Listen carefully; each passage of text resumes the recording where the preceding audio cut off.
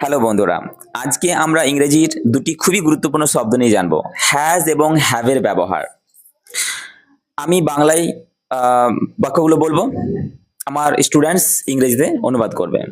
প্রথম কোশ্চেন হচ্ছে, আমার একটা জামা আছে। I have a shirt. I have a shirt. এবার তোমার দুটো কলম আছে। You have two pens. Exactly, you have two pens.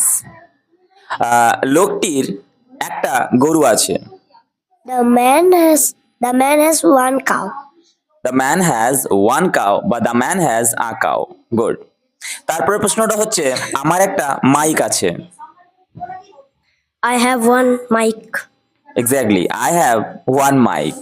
শিশুটির অনেক খেলনা আছে। বলো, শিশুটির অনেক খেলনা আছে। The তুমি বলো।